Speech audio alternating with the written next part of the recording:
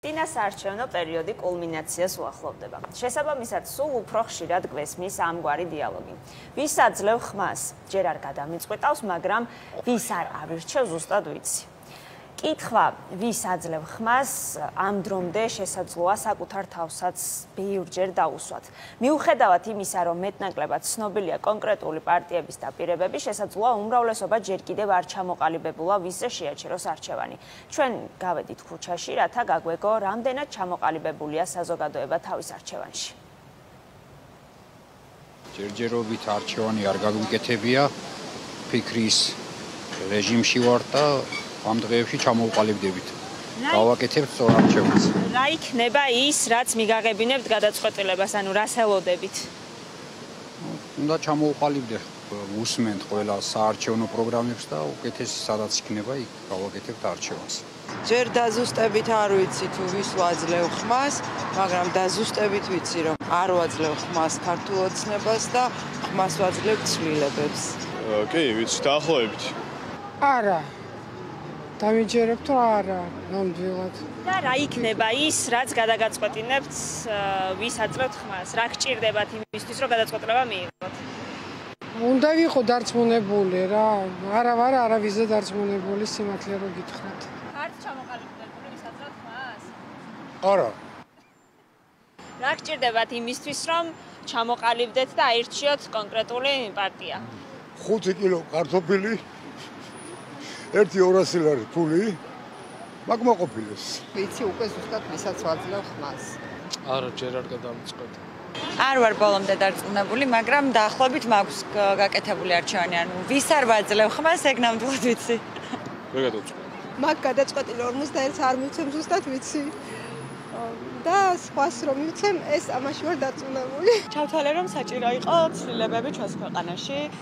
შესაბამისად გავერკვე სხვადასხვა პოლიტიკური ჯგუფების არჩევანში, რას გვთავაზობენ ისინი და ჩამოყალიბდი უკვე და რა თქმა უნდა მივდივარ 26-ში არჩევნებს. თქვენს ირგვლივ ბევრია თუ არა ისეთი, ვინც არ იცის, ვის აძლევს ხმას? ვინც არ იცის, ისეთები არიან, მაგრამ როგორც მინიმუმ იციან, ვის არ აძლევენ ხმას. საპარლამენტო არჩევნებში 20-მდე საარჩევნო სუბიექტი იღებს მონაწილეობას. შესაძლებელია, რომ ყველა მათგანის პროგრამას არ გაიცნო, რადგან არსებობს მარტივი პლატფორმა GeoCompass-G, რომელიც დაგეხმარებათ იოლად გაიგოთ, თუ რომელ საარჩევნო სუბიექტს ემხრობით. კითხვარი 32 კითხვისგან შედგება და პასუხების დაფიქსირებით საბოლოო ჯამში გაჩვენებს რეზულტატს, თუ რომელი პარტიის ან გაერთიანების ხედვები ემთხვევა შენსას. პლატფორმის შესახებ უფრო მეც ICET-ის კვლევითი ინსტიტუტის წამყვანი ეკონომისტი გიორგი პაპავა მოგვიყვება, რომელიც ახლა სტუდიაში შემოგვერთდება. გიორგი, მოგესალმებით. მადლობა გადაცემაში. პირიქით, მადლობა მოწვევისთვის და კომპასით დაინტერესებისთვის. საინტერესოა ისე, იმიტომ რომ მართლაც ძალიან ბევრი ადამიანი აღმოაჩინა, რომ მათ არ იცის ჯერ კიდევ ის უნდა მის ერთხმა და ამიტომ დაეხმარება ეს საიტი ალბათ ადამიანებს თუ გაიკვლიოს გზა საით და როგორ. კი, ნამდვილად. პირველად ეს პლატფორმა 2020 წელს შეიქმნა, საპარლამენტო არჩევნები იყო იმ წელსაც და ახლაც ამომრჩეველს შეუძლია ეს ვებსაიტი გამოიყენოს თავის კომპასად. როგორც ვიცი, ახლა 47,000 ადამიანის კითხვარი გაქვთ მიღებული, მათი პასუხები იცით და რომ მოგვიყვეთ ამ პლატფორმის შესახებ უფრო მეტი რა კონცეფციის მატარებელია.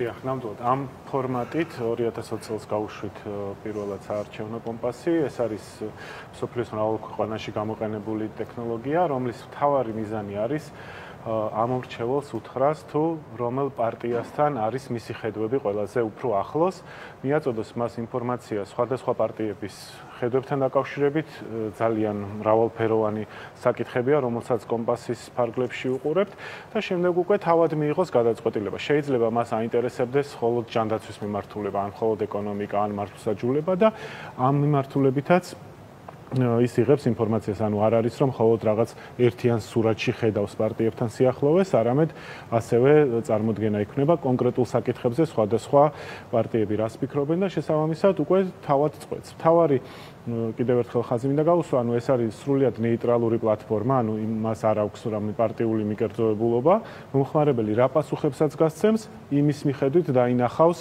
ვისთან უფრო ახლოს არის. ჩვენ აკადემიურმა გუნდმა რაც შევიმუშავეთ, გახლავთ ის, რომ თვითონ პარტიების ხედვები გავაანალიზეთ, რომ სხვადასხვა წყაროებზე დაყრდნობით დაგვესკვნა თუ კონკრეტულ საკითხებზე პოლიტიკური პარტიები რას ფიქრობენ. ამისთვის ვიყენებდით მათ საარჩევნო პროგრამებს, საეთერო განცხადებებს. თავად ეს კითხვა არის დაუგზავნეთ ყველა პარტიას და ზოგიერთმა მათგანმა შეავსო და ამ ფორმითაც მივიღეთ მათი ხედვები, მეტყვი ძალიან ბევრი წყარო გამოვიყენეთ, ასე ვთქვათ და მაქსიმალურად ეცადეთ, რომ ამ ურჩევლს კონდეს ზუსტი წარმოდგენა იმაზე, თუ ვისთან არის ყველაზე ახლოს. 32 კითხვა მოცემული, რა პრინციპით შეირჩა ეს კითხვები? დიახ, 32 კითხვა არის 5 ასე ვთქვათ ძირითადი პოლიტიკის მიმართულებიდან. ეს გახლავთ ერთი განათლება და ჯანდაცვის მიმართულება, გახლავთ ეკონომიკა, მართლმსაჯულება, სოციალური და გარემო საკითხები და ასევე საგარეო პოლიტიკა და უსაფრთხოება. აი ამ 5 ჯგუფში გვაქვს დაჯგუფებული საბოლოო ჯამში ეს 32 საკითხი.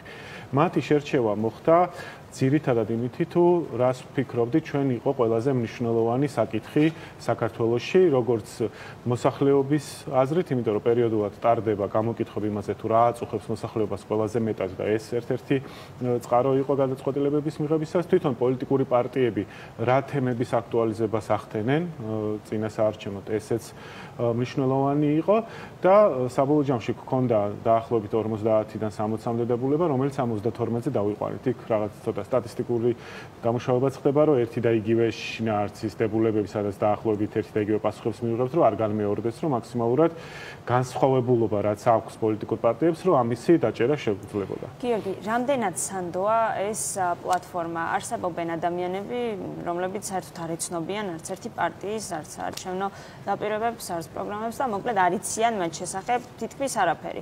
შემოდის ასეთი ადამიანი თქვენს პლატფორმაზე, ავსებს ამ კითხვებს და როგორ შეიძლება დარწმუნდეს, რომ ის რა შედეგსაც მიიღებს, რომელ პარტიასთანაც იქნება ახლოს, ეს იქნება სანდო, ანუ რა ამტკიცებს თქვენ სანდოას?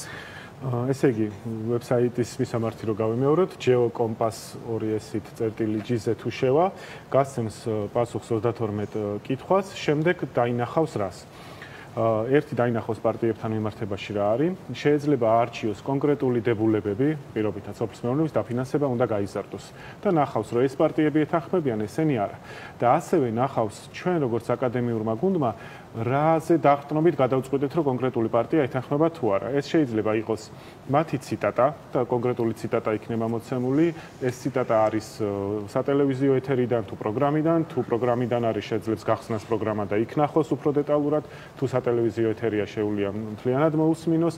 ანუ ნახულობს ზუსტად რა მოგცა ჩვენ შესაძლებლობა, რომ გვეთქვა პოლიტიკური პარტია რას ფიქრობს თითოეულ თემაზე. ანუ ეს არ არის ჩვენ რას ვფიქრობთ პოლიტიკური პარტია რას ფიქრობს, არამედ დოკუმენტირება არის იმისი, თავად რა განცხადებებს აკეთებენ კონკრეტულ პოლიტიკურ საკითხებზე. რეალურად ერთ პლატფორმაზე შეუძლიათ გაეცნო პროგრამებსაც და მათთვის საინტერესო ინფორმაციასაც არ არის აუცილებელი ეძებო, ვთქვათ, ყველა იმ სუბიექტის პლატფორმაზე, ხო? ერთი რამ მინდა თქვა, ჩვენ ხო ვიცით ძალიან კარგად, რომ ადამიანმა რაღაცა როცა იცი უფრო ადვილად იღებ გადაწყვეტილებას და როცა არ იცი, შესაძლოა ეს გადაწყვეტილების მიღება გაგიჭირდეს, ხო? მაინტერესებს, აი ეს თქვენი ვებსაიტი, რომელიც უკვე რამდენიმე წელია მუშაობს, რამდენად აღწევს შედეგს იმ მხრივ, რომ გათვითცნობიერებული ამომრჩეველი, მე მაინც ასე მგონია, უფრო დაუზარელად მივა საარჩევნო უბანთან, ხო? იმიტომ რომ მეტი გაიგო, ცოტა საკუთარი თავით შეამოწმა, ხო? და მე ვთქვათ, რაღაცა მისი ქცევაც ალბათ უნდა იცვლებოდეს. რამდენი მომხმარებელი ყოლია თქვენს ვებსაიტს და აი წელს განსაკუთრებით წინა საარჩევნო თუ არის ინტერესი ამომრჩევლების მხრიდან? დიახ, ესე იგი, ჩვენ როგორც აღინიშნა 2020 წლის არჩევნებზე გავუშვით პირველად ეს პლატფორმა, მაშინ შეგვივსო 40,000-მა მომხმარებელმა. წელს ეს გაიშვა ოქტომბრის დასაწყისში, 4-5 ოქტომბერი იყო, ეხლა თარიღი ზუსტად შეიძლება არ მახსოვდეს, უკვე შევსებული აქვს 47,000 და ველოდებით, რომ არჩევნების დღემდე დაახლოებით 60,000 ადამიანი შეავსებს ამ პლატფორმას და ნახავს ვისთან არის ახლოს. მისი გამოყენებადობა, რა თქმა უნდა, განსხვავებულია, მაგალითად, თუ შენ გადაწყვეტილი გაქვს, აი როგორც თქვენ რესპონდენტებმა აღნიშნეს, რომ ვიცი ვის არ ვაძლევ, მაგრამ ვის ვაძლევ, ჯერ არ გადამიწყვეტე. შეიძლება იქ ნახოს და კონკრეტული პოლიტიკური ხედვების მიხედვით გადაწყვეტოს.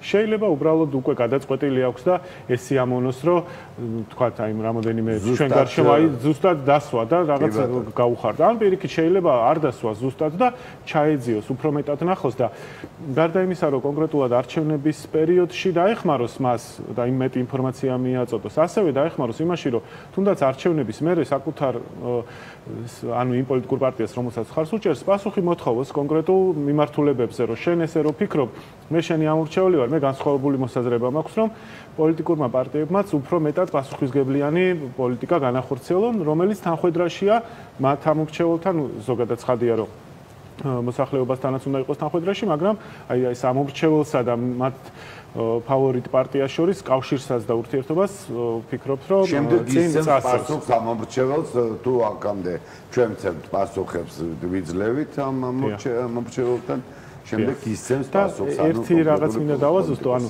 არის პოლიტიკური პარტიები, ანუ ჩვენ როგორი პოლიტიკური გარემო გვაქვს, რომ რამოდენიმე პოლიტიკური პარტია ახალი დაფუძნებულია შედარებით და შეიძლება ან საკუთარ გადაწყვეტილებით ან ისედაც ვერ მოესწროთ, თქვათ, სრული 100 გვერდიანი საარჩევნო პროგრამის თუ მის შექმნა, ხო, დოკუმენტების. მაგ შემთხვევაშიც კი ეს პლატფორმა აძლევს ინფორმაციას, იმიტომ რომ ჩვენ როგორც ვახსენე პროგრამების გარდა ვიყენებთ მათ სატელევიზიო ეთერებს, განცხადებებს, ასე შემდეგ. ამიტომ უფრო მეტია ვიდრე უბრალოდ საარჩევნო პროგრამები. ანუ რიგ საკითხებზე მათ შორის აი ხაზი მინდა გავუსვა რას, რომ ხანდახან პოლიტიკური პარტიები რიგ თემებზე საუბარს თავს არიდებენ.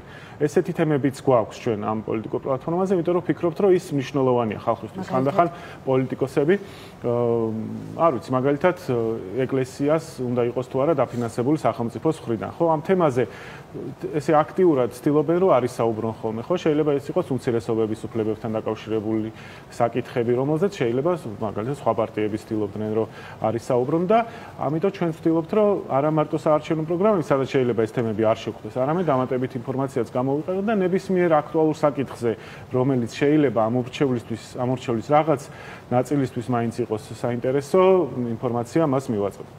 ზოგადად შეიძლება ითქვას, რომ ეს ერთგვარი გზამკვლევია იმ ადამიანებისთვის, ვინც თქვათ არ იცის ჯერ კიდევ ის უნდა მისცეს ხმა და თუ იცის მაგალითად, რომ ერთ კონკრეტულს არ აძლევს ხმას. მაგრამ ნუ აქედან ვერ არჩევს სხვა დანარჩენიდან ვის მისცეს ხმა.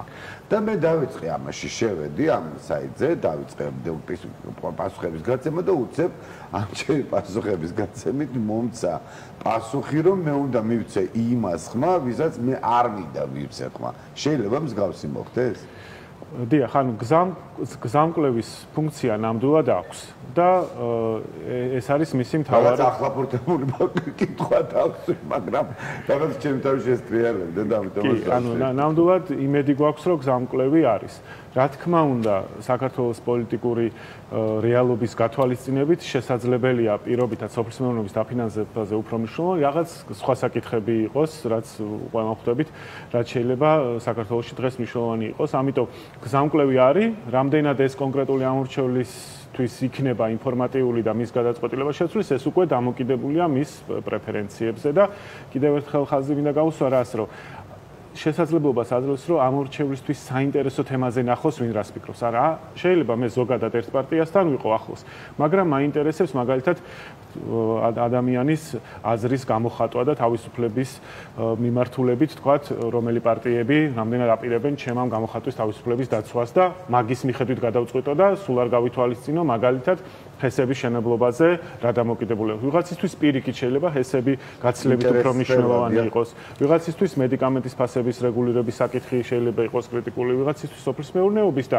გარდა იმისა, რომ მთლიან სურათს ხედავს, აი ამ კონკრეტული მიმართულებებით ინფორმირებული ხდება და საქართველოს განვითარების ერთ-ერთი მნიშვნელოვანი ეტაპი მგონია, რომ სწორედ ის არის, რომ რაც შეიძლება მეტად ინფორმირებული იყოს ამორჩეველი და ინფორმირებულმა მიიღოს გადაწყვეტილებები. და ჩართულობა ამორჩევლის ძალიან დიდია ამ შემთხვევაში განვითარებასთან დაკავშირებით. კი, ნამდვილად. გიორგი, ახლა გასაგებია თქვენი ფუნქცია, მაგრამ შედეგებს როცა გამოაქვეყნებთ უშუალოდ არჩევნების დასრულების შემდეგ რა შემდგომარეობს თქვენი როლი როგორც ჯეო კომპასის? დიახ.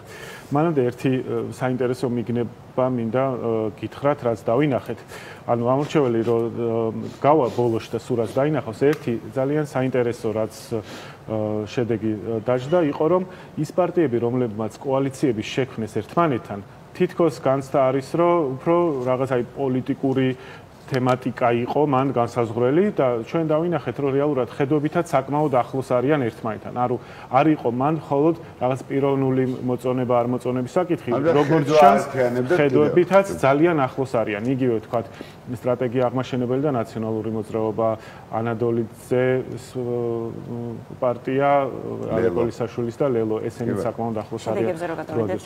შედეგებს რაც შეეხება, ანუ ჩვენ არჩევნების შემდეგ რაღაც დრო დაგვჭირდება რომ ისინი დავამუშაოთ და შემდეგ როგორც 2020 წელს რაღაც ანგარიშს ვაქვეყნებთ ხოლმე, სადაც ვზომავთ იმას თუ რა განწყობები აქვს საშუალოდ ამომრჩევალ საქართველოში, ხო, რომელ საკითხზე საითკენ იხრებიან და მათ შორის ეს თვითონ პარტიებისთვისაც მნიშვნელოვანია, ხო, მათ სჭირდებათ ინფორმაცია იმაზე თუ რას ფიქრობს ქართველი ამორჩეული. რა თქმა უნდა, ისინი განსაკუთრებით წირა საარჩევნო შეხვედრებს მართავს ყველა, ამაზე გარკვეული განცდები აქვთ, მაგრამ ეს უფრო ვიწროდ საკითხების მიხედვით მოახდენს პარტიების ინფორმირებას, რომ საომავლოდ მათ თავიანთი პოლიტიკის წარმართვაში, თავიანთ გადაწყვეტილებებში ამორჩევლების ინტერესები უფრო მეტად გაითვალისწინებენ. მადლობა ძალიან დიდი. გიორგი პაპავა, აისეტის კვლევითი ინსტიტუტის წამყვანი ეკონომისტი იყო ჩვენთან სტუმრად და იმედია, რომ ბევრ ადამიანს დაეხმარება ჯეოკომპასი გადაწყვეტილების მიღებაში. ხო, მე ვფიქრობ განსაკუთრებით მათ, ვისაც ჩვენ გადაცემაში სხვა შორის ძალიან ხშირად ვთხოვთ დროს, ისინი არიან ადამიანები, ვინც პირველად აძლევენ ხმას. იმიტომ რომ იმდენ აღმოჩენა შეიძლება გააკეთო თქვენს ვებსაიტზე, თურმე რა არის შენთვის მნიშვნელოვანი, რას უნდა მიაქციო ყურადღება, რა მოდის თანხwebdriverში. აი ამ აღმოჩენებისთვისაც მე ვფიქრობ განსაკუთრებით იმ ამორჩეველს, ვინც პირველად ერთვება პროცესში და პირველად უნდა მისცეს ხმა, ძალიან საინტერესო აღმოჩენების საშუალებას მისცემს. მადლობა.